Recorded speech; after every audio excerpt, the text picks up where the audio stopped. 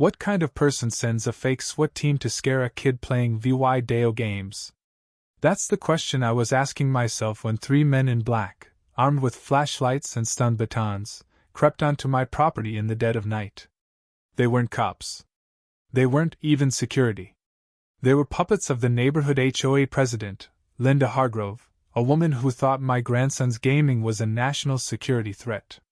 What she didn't know: the kid she targeted was under the roof of a retired federal agent. Me, Tom Sullivan. And I don't sit idly by when someone threatens my family. This wasn't just a spat with a nosy neighbor. This was war, and I was ready to bring her little HOA empire crashing down. It was a quiet evening, the kind where the sunset paints the pines gold, and the air feels like a deep breath. I was on my porch, sipping coffee gone cold, boots propped up, watching the world slow down. Retirement suited me: less noise, no orders, just space. Inside, my grandson, Ethan, was yelling into his headset. "Flank right! Hostiles at the bridge!" I chuckled. Kid's 13, sharp as a tack, all fire and focus when he's deep in his strategy games. He's got the makings of a leader, the kind I'd have trusted on any mission back in my day. Ethan's had it rough: lost his dad in a car wreck, bounced through foster care before I brought him here to start fresh. This house, this land, it's our sanctuary. Or it was, until Linda showed up. Linda Hargrove, HOA president, rolled through Oak Grove in her golf cart like she was queen of the suburbs. Big sunglasses, clipboard glued to her chest, lips pursed like she was perpetually sucking on a lemon. First time I met her, she didn't smile, just stopped at my fence, scribbled something, and muttered about my unapproved mailbox. I laughed it off. My property's been in my family longer than her HOAs existed, and I made damn sure she knew I wasn't under her thumb. But Linda doesn't like hearing no. That night, as her cart hummed by, she slowed, staring up at Ethan's window where his voice echoed tactical commands, game chatter. To me, it was a kid being a kid. To her, it was a crisis. I didn't see it coming, but I felt it. The air went still, the wind chimed silent. My gut twisted instinct from years in the field. Then a crack. Not a branch, not thunder. Something deliberate. I was at the door in seconds, grabbing the security monitor. 3 figures in black moved across my yard, flashlights slicing through the dark. Amateurs, not pros, I could tell by their sloppy steps. One kicked my gate open. Another gripped a stun baton, some mall-cop toy. The third aimed his light at Ethan's window. My blood turned to ice. Ethan was clueless, still gaming, oblivious to the shadows outside. I bolted upstairs. "Ethan, shut it down." "Now." He blinked, confused. "What? Why?" "Do it," I snapped, yanking the blackout curtain shut as a beam hit the glass. "They're not cops," I growled. "They're HOA goons." Ethan's eyes went wide. "Why me?" "Because Linda Hargrove's got a power trip and no sense." I cut the house lights, flipped on the IR cameras, and triggered the silent perimeter alarm. From the security panel, I spotted Linda, standing at my driveway's edge, arms crossed, phone in hand, that smug smirk plastered on her face. She was directing this circus. I hit the outdoor speaker. "Back off my property." "Now." The goons froze. One looked up, spooked. I zoomed the camera on Linda. She didn't flinch, just called out, syrupy and fake. "This is an HOA security check." "Wrong," I barked. "You're trespassing. One more step, and I treat you like the threat you are." Her goons hesitated, but Linda doubled down. "I've called the police," she said while VYing her phone. "I'm documenting your violations." I leaned into the mic. "Document this. Your men crossed my fence. That's a federal offense, and I've got it all on tape." Ethan, pale, whispered, "I didn't do anything." I put a hand on his shoulder. "You don't have to. Existing's enough to scare someone like her." The cops arrived quietly, lights off, gravel crunching. 3 squad cars, real authority. I stepped onto the porch, calm but coiled. Ethan stayed back, peeking through the curtain. The lead deputy approached. Sir, we got a call about suspicious activity. Raised voices, possible threats.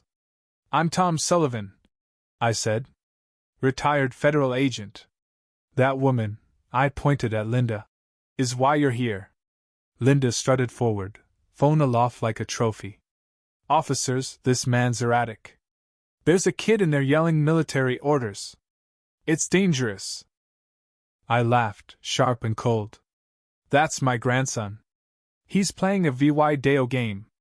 Linda didn't blink. Children don't shout tactical commands unless they're being trained for trouble.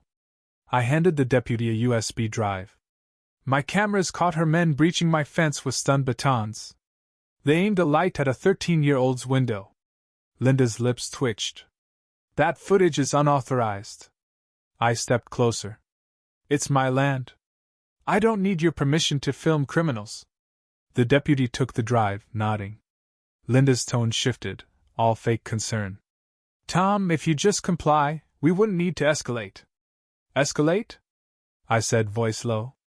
Send another goon here, and the next knock on your door will be a federal warrant. The deputy glanced at Linda. Ma'am, were these men authorized? She hesitated, a crack in her armor. Thought so, I muttered. The cops stepped aside, radios crackling. I looked back at Ethan, still shaken. It's okay, kid. They're not here for you. But Linda's smirk told me this was just round one. Morning came, and the house felt wrong. Ethan's door was shut, no game sounds, no footsteps. I knocked. Ethan? Nothing. I eased the door open.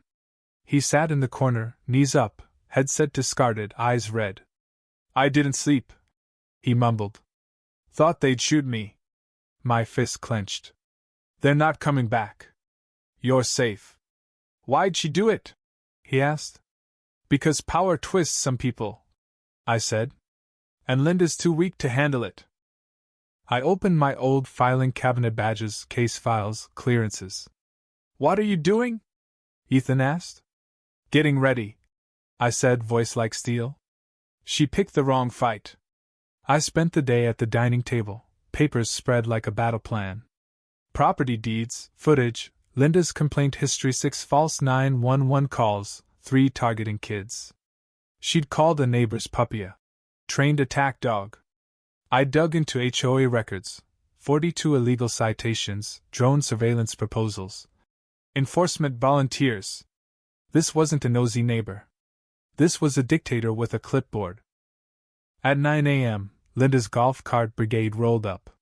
She marched down my driveway with a folding table, 6 lackeys, and a stack of clipboards. They set up a tribunal, on my lawn, chairs, banners, even lemonade. Linda climbed my porch. Final chance to comply, she declared. Violations include unauthorized child activity and illegal cameras. I laughed. You mean the cameras that caught your goons? She slammed a gavel. Yes, a gavel on the table. Emergency Tribunal, HOA Code 9.4b. Charges: non-compliance, disruptive juvenile behavior or threatening officials, drone sabotage. I sipped my coffee. You built a fake courtroom on my property. She pressed on, listing fines, due law $3,275, livestock removal, counseling for Ethan. My mug hit the rail. You think I'll let you play judge over my grandson? You're delusional. She waved at her clipboard army. The vote's unanimous. I whistled. Ethan stepped out, phone up, recording.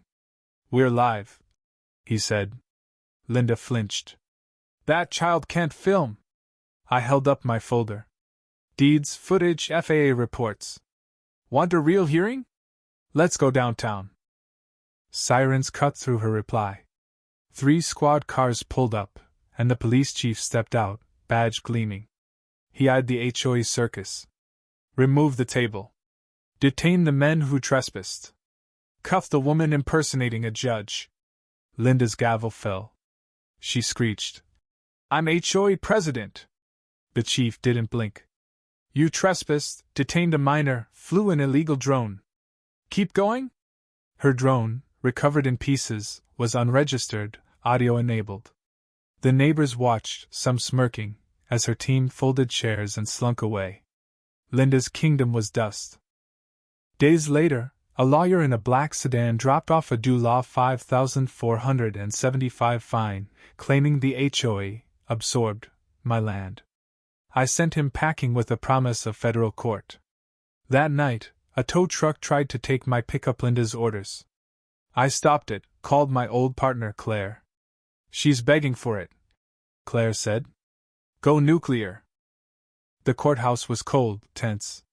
Claire laid out everything: footage of Linda's goons, drone logs, forged tribunal papers, newsletters calling Ethan a menace. This was psychological warfare on a child, she said. Linda's lawyer floundered. Linda stood, raging. That boy was violent. I kept Oak Grove safe. The judge wasn't how-vying it. You held a fake trial, detained a minor, flew an illegal drone. Verdict: HOA dissolved, Linda banned from leadership for 10 years, restraining order issued. She sat, stunned, whispering, This isn't happening. Outside, Ethan grabbed my hand. Is it over? I glanced back at Linda, a queen without a crown. We took her throne. She'd mistaken fear for respect, power for right.